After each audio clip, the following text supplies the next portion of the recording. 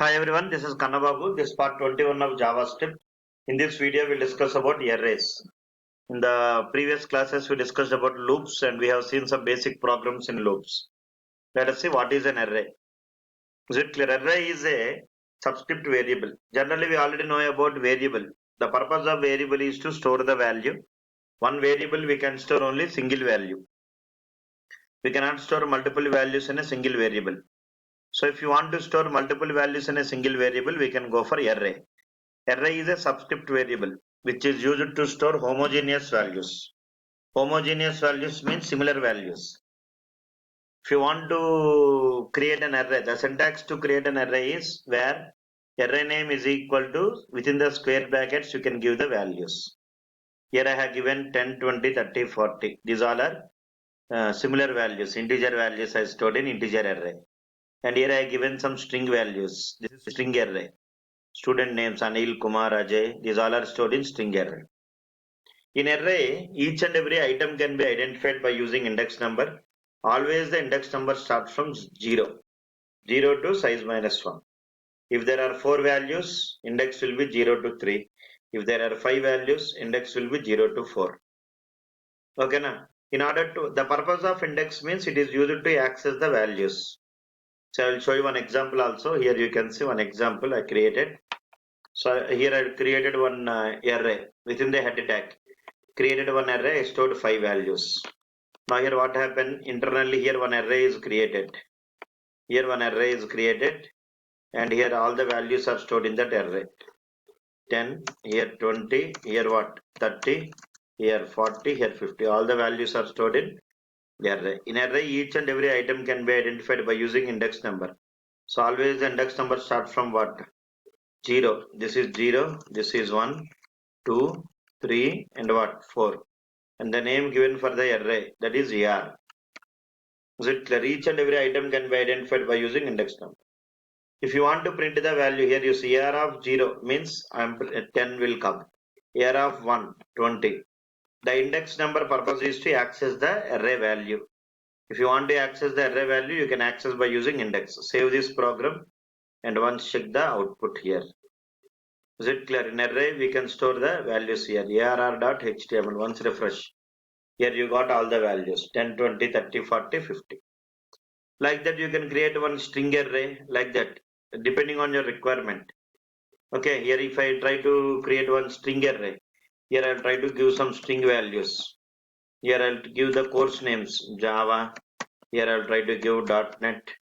Here I'll try to give Python. I'll give the course names. Is it clear? And here I'll try to give Angular. Is it clear? And here I'll try to give some REST API. Something like this. 5 values I stored now. Now this is string array. All the values are stored in the array. Now each and every item can be identified by using index number. So always index number start from 0. Just print. So if you want to store multiple values in a single variable, you have to create one array. So instead of repeatedly every time printing the using document.write will unnecessarily increase the number of lines of code. So mostly if you want to read the data from array, you can use for loop. Loops are recommended to access the data from the array. Is it clear? Let us see here how to access these values and everything. Are you following everyone? So let us see here. Okay now. So here let us see. I'll create one array. Let us assume I stored some values 10, 20, 30, 40, 50. And I already told you that in array each and every item can be identified by using index number. So always the index number starts from 0. So if you want to read the data from the array, is it clear how many values are there? 5 values. So how many times you have to rotate the loop? 5 times. So now mostly, especially if you want to read the values from the array, you can read in this manner. So the initial index number is how much? 0. Final value is 4. So how to write the for loop? Simply you can write the for loop like this. For where I is equal to 0. Initial value is 0. Starting index of the array. Final value is ending index of the array. I less than or equal to 4. And here I plus plus. So you have to check here number is incrementing or decrementing. Is it clear? If the index value is incrementing or decrementing? Incrementing. So the condition is less than or equal to. And here I will try to print document dot write of, here I will try to print AR of I. Let's give some space if you want. This is how you can work with for loop. So initial I is how much? 0. 0 less than equal to 4. True. Print AR of 0. 10. Print AR of 1. 20. AR of 2. Something like that. So here you can see, instead of writing the same code multiple times, I'll try to write the for loop. Here I'll create one array where AR is equal to, I'll give the values 10, 20, 30, and here 40, and here 50. Is it clear, everyone? So here you can save the program and once check the output in the browser. Is it clear? You can rotate the loop how many times? 5 times. Are you following? Let us see here once. I think here document spelling is wrong. Yeah, document.write. Save it. And once check the output here, you can see we are getting the values 10, 20, 30, 40, 50. So mostly, especially if you want to read the data from the arrays, we'll use this for loop. Loops means if you know the range, go for loop. If you don't know the range, go for while loop. Now, for example, if I ask one question, sir, I want to print the sum of the numbers from the given array. What to do, sir? Is it clear? Here I will try to open another program. Here I want to print the sum of the values. So here declare one variable where sum initially 0. And here what to do? Find the concatenation operation. Sum is equal to sum plus AR of I. Outside, come outside of the for loop, and here you can print document.write of print the sum. Print the sum. So here you see this is my array now. Here values are there 10, 20, 30, 40, 50. Is it clear? So here this is your browser actually. This is your array. So index number, always index number start from 0. This is 0, 1, 2, here 3, here 4. And the name given for the array is AR. Sir, no, this is AR.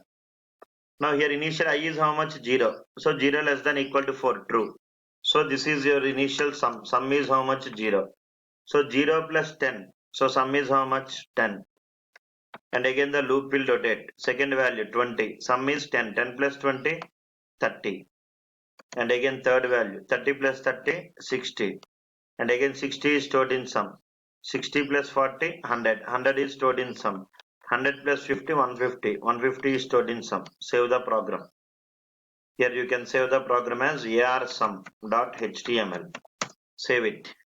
Once check the output here, you can go to your HTML Satya folder. There you can see arsum.html.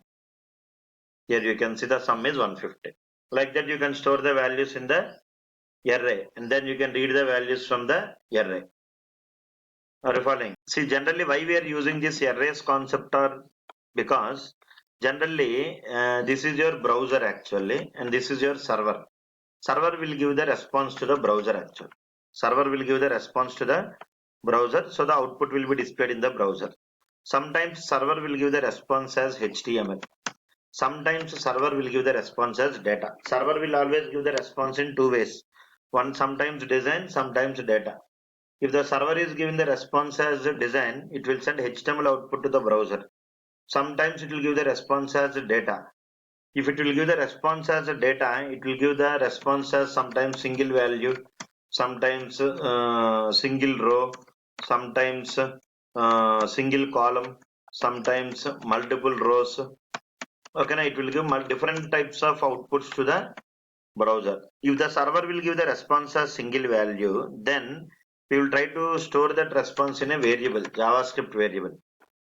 And if it is giving a single row, we'll try to store the response in an object, JavaScript object. If it is a single column, store in array, JavaScript array. So actually in olden days, what happened? Business logic will execute on server.